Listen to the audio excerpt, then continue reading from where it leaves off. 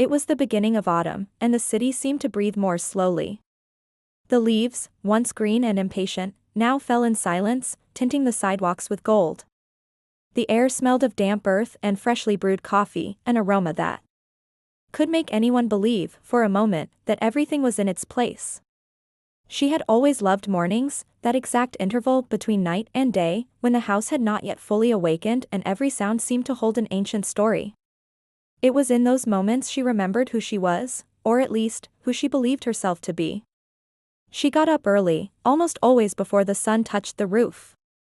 The narrow hallway creaked under her feet, and with each step, it felt as if the house recognized her. In the kitchen, the kettle whispered, the cup waited, and the clock insisted on marking a time she thought she could control.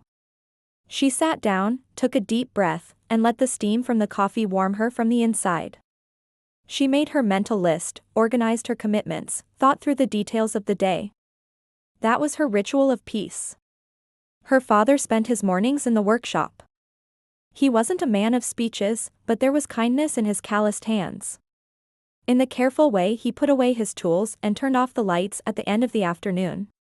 He spoke little, but when he did, his words carried real weight. She grew up believing his silence was a kind of love, and maybe it was. He taught her to observe, to wait, not to demand answers from the world before the right time. Her mother was movement. She woke before her, even when it seemed impossible. She had a way of folding sheets as if folding memories, storing them in places no one else knew. She was demanding, attentive, sometimes strict. She looked at her daughter as if she could protect her from things she herself didn't know how to name. And there was comfort in that invisible shelter her mother carried in her chest. When she smiled faintly, without showing her teeth, it radiated a quiet peace. Afternoons had their own rhythm. Light crossed the living room window, drawing golden rectangles on the floor. She liked walking through them, feeling the warmth on her skin. Sometimes her father told old stories, from her grandfather's time, from a life that seemed larger than theirs. Her mother listened in silence, adjusting objects, straightening crooked frames, trimming loose ends from everything that threatened to fall out of place. Watching them, she thought that family was this, a set of habits, almost invisible gestures, glances that replaced words. There were, however, silences she didn't understand. Moments when the air seemed to change weight. And her father averted his gaze. Days when her mother spent more time than usual at the window, as if waiting for news that never arrived. She didn't ask. She had learned that love, in her home, was made of trust and of respected spaces. She was content with the stories she heard so many times, so polished by repetition they no longer seemed like stories, but immutable truths. Sundays were her favorite. They would sit on the porch to watch the sun withdraw behind the tall trees. Her father remained in the same chair, her mother brought tea, and she rested her bare feet on the warm wood, thinking that if the world ended there, maybe everything would be fine. Sometimes the wind carried neighbors' laughter, the smell of food, some distant song. And she felt part of something bigger than an address or a surname. Part of an idea of home that seemed impossible to take away from her. She had friends, commitments, and simple plans. She liked books with notes in the margins, notebooks with lists, pressing dry leaves between pages. She walked without headphones to hear the sounds of the neighborhood and greeted people who barely remembered her name. She liked this discreet, safe life without jolts, but with the certainty of knowing where she stepped. And still, there was something she couldn't explain. An invisible thread pulling from within, a feeling that there were doors in the house she had never opened. Not out of fear, but out of habit. We get used to certain hallways and forget there are others. We get used to the sound of the clock and forget there are hours that pass faster than they should. She, too, had gotten used to it. She believed happiness was in routine, and that routine would protect her from what had no form. That week, everything seemed normal. But deep down, something was out of step. Maybe it was the way her mother closed the curtains early, or how her father took longer than usual to lock up the workshop. Small signs that meant nothing on their own. Together, however, they cast an invisible shadow over the walls. She would remember the sound of the kettle that day forever. Sharper. More insistent. As if it were calling her by a name she didn't yet know. She placed her hands on the cup. But the warmth seemed to be elsewhere, perhaps stored in old objects and forgotten boxes. She didn't want answers. Not at that moment. She wanted to preserve the peace, the rhythm, the small certainties she could hold with both hands. She wanted her father to stay in the workshop, her mother tidying the house, the sun passing through the window at the same angle as always. But there was a calling, a whisper from somewhere she couldn't pinpoint. An intuition she had silenced for years, but that morning, it found a way to make itself heard. What she didn't know was that this feeling was the first step toward a truth that had chosen to find her. Even if she wasn't ready to see it, the afternoon fell slowly, dyeing the sky a deep orange, and the house seemed quieter than usual. Her father was still in the workshop, hammering something that sounded distant, and her mother had gone to visit a neighbor. It was rare for the house to be so empty, and that emptiness had a peculiar weight, as if the air were denser, carrying something invisible. She wandered through the living room without a clear purpose, touching the furniture, as if confirming it was still in the same place. She ran her fingers along the edge of the table, straightened a crooked picture frame, opened and closed a curtain just to feel the fabric slide through her hand. There was a different smell in the air, a mix of old wood and dust, as if some room had been opened after a long time. Then she noticed it. In the corner of the room, on a dark wooden sideboard, sat the old box she had seen earlier in her mother's hands. A rectangular box, made of oak, with a surface marked by scratches that told years of use. There was a small metal clasp at the front, rusted by time. The lid, polished in some distant past, was now dull, but still caught a discreet shine when the evening light touched it. She approached, her steps almost inaudible on the wooden floor. For a moment, she stood before the box, observing it as if it were an object from another world. A brief hesitation passed through her. It wasn't hers, she didn't know what it held, and part of her feared finding out. But there was something, an almost physical impulse, pushing her forward. When she knelt to open it, a soft creak echoed through the room, as if even the box protested the intrusion. Inside, the smell of aged paper mingled with a faint cedar scent. The contents were organized in small stacks, yellowed photographs of faces she didn't recognize, pieces of lace carefully folded, old medals, and a few sealed envelopes. The photographs were fascinating.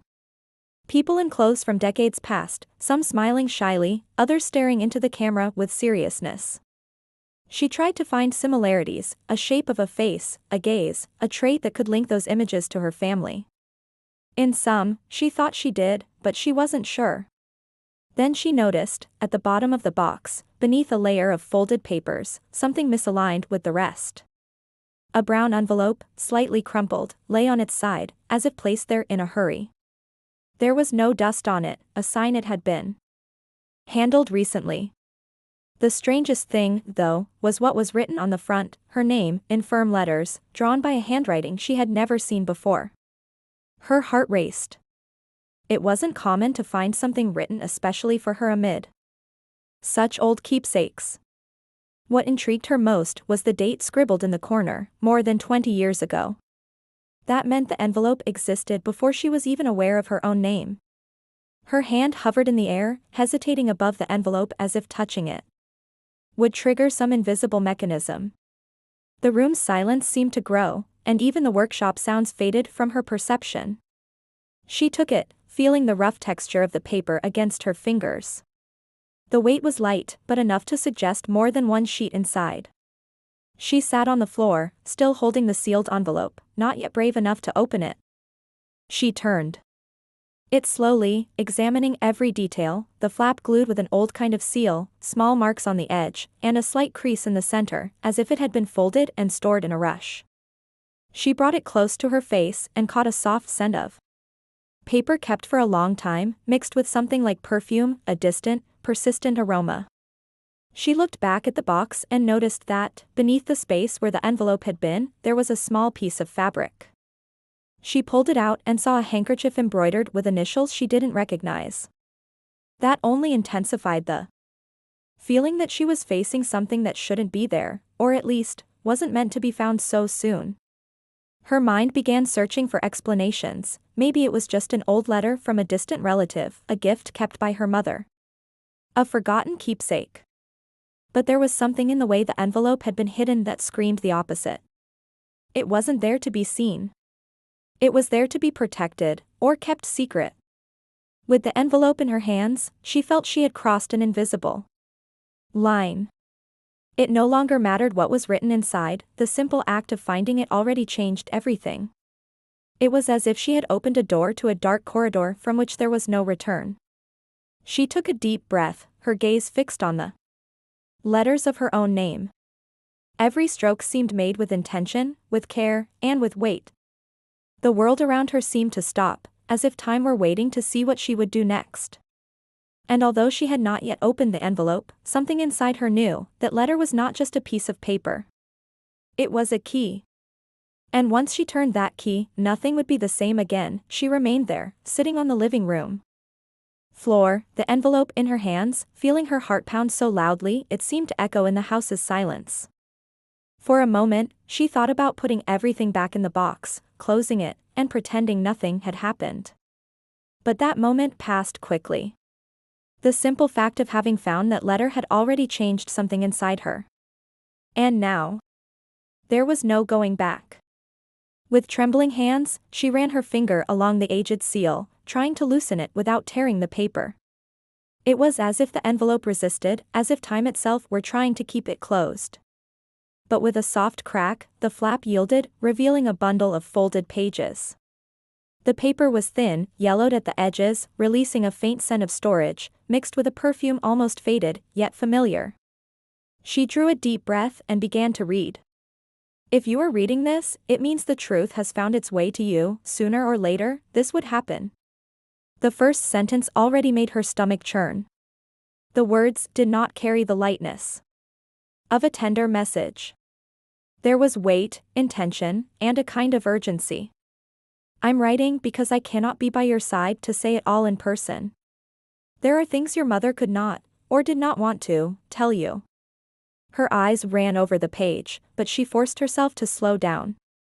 Something inside told her she needed to absorb every word. The surname you carry is not what you think. The man you call your father is not the one who gave you life. The air seemed to vanish. Her hands were sweating, but she didn't let go of the paper. A low buzzing began to grow in her ears, as if the world around had stepped away. When you were born, there was danger. Decisions were made in a hurry, some to protect you, others to protect themselves. The words "to protect you" and "to protect themselves" seemed loaded with different, almost conflicting meanings. She wanted to skip to the end of the letter, but something inside insisted on following the order in which the text revealed itself, as if it were a puzzle that could only be assembled step by step. The man who is truly your father is alive. And he never wanted to leave you. A tightness gripped her chest. The letter did not give a name, no direct clue, only left that statement hanging in the air. There were threats. Influential people who did not want the truth to come to light. Your mother made difficult choices. Perhaps you will judge her. But before that, you must know she believed she was saving your life. Anger and confusion began to entwine inside her.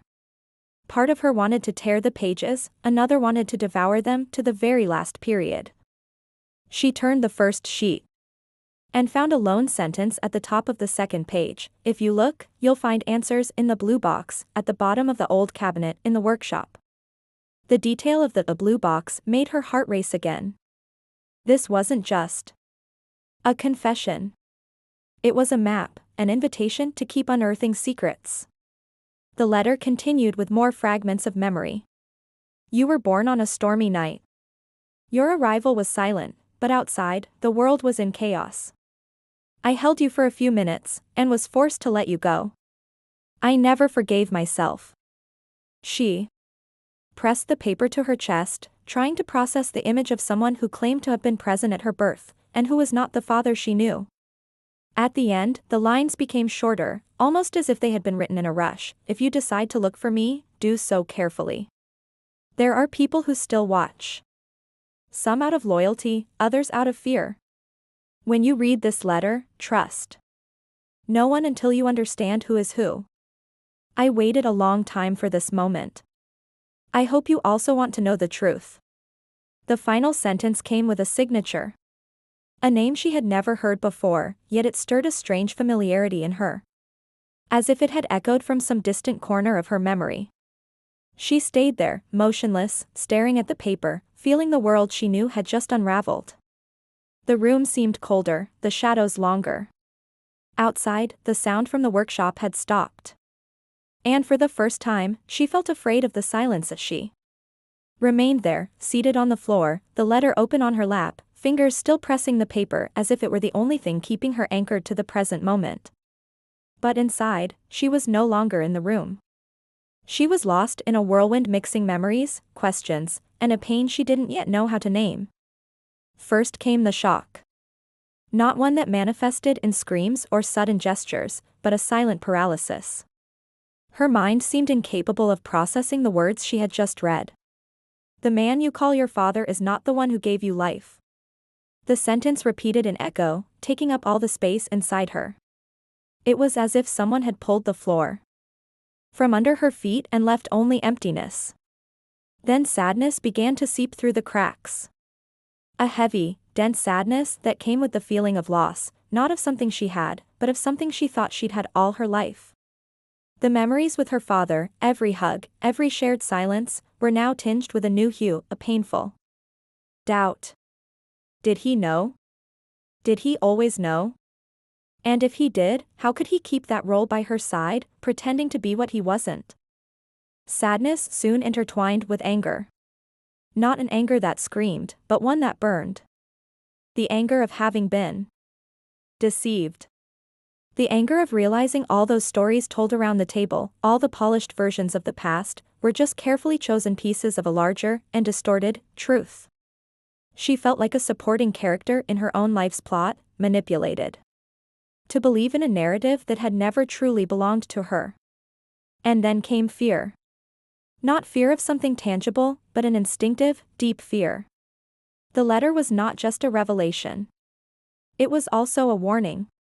There are people who still watch. That sentence seemed to come alive, spreading through the room like a shadow. Every sound from the street now felt louder. Every creak in the floorboards seemed like a sign. And for the first time, the house that had always given her safety felt too big. Too vulnerable. Questions tumbled in her mind. Who was the man who claimed to be her father? Why had she never met him? What was her mother hiding? And, above all, who could she trust now? Her body reacted strangely.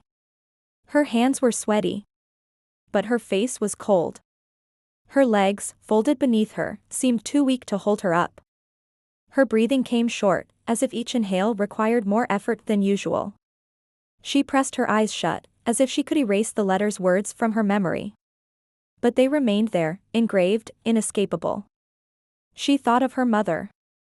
The look she had seen earlier, when she hastily closed the box. The vacant gazes at the window, the prolonged silences. Now everything seemed to fit into a pattern she hadn't seen before.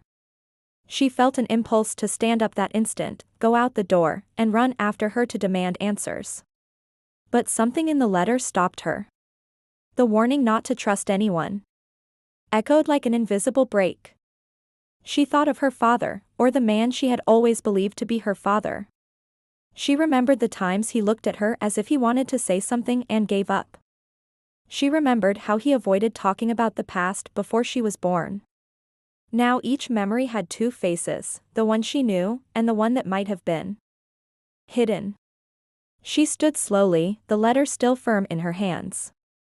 She walked a few steps through the room, as if movement could help organize her thoughts. But each lap brought only new questions. The signature at the end of the letter burned her like a mark. A name that meant nothing, and yet seemed to whisper from some forgotten corner of her mind. She sat again, this time on the sofa. She spread the letter on the table and stared at it as if it were a riddle. It wasn't just the content that disturbed her, but the fact that someone, at some point, decided to keep it for so many years, waiting for it to be read one day. The house, once so familiar, now seemed different. The walls felt taller, the air heavier, and even the light entering the window seemed dimmer. It was as if everything around her had changed along with her. The impulse to act and the instinct to protect herself waged a silent battle inside her. Part of her wanted to run to the workshop and look for the blue box mentioned in the letter. Another part wanted to lock the doors and windows, hide the letter somewhere safe, and pretend she had never read it. But deep down, she knew there was no real choice. Once the truth takes its first step toward someone, there's no way to make it retreat. And despite the fear, there was a spark of something new burning in her chest, the need to know. No matter the cost. Carefully, she folded the letter and slipped it into the inner pocket of her jacket. She closed the wooden box and put it back in its place, exactly as it had been before. She stood there for a few seconds, looking at it, as if wanting to memorize every detail. Then she took a deep breath and decided she would find that blue box. But first, she needed to look her mother in the eyes. She pulled the letter from her jacket pocket and, for the first time since she had put it away, found the courage to look at the last page again. The paper felt heavier now, as if it carried the full weight of the truths coming to the surface. Her breath grew short.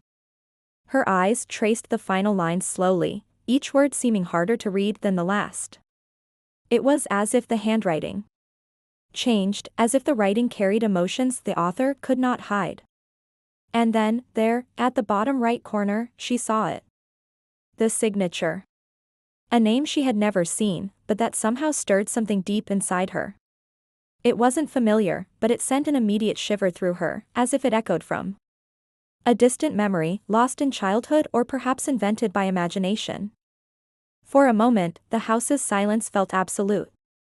No sound from the street, no creak from the walls, only the accelerated beating of her own heart. And in that moment, she knew that signature was more than a name. It was a key. A key to a past that had been locked away with 7 locks. And that now was about to be opened. And the signature at the end left me breathless.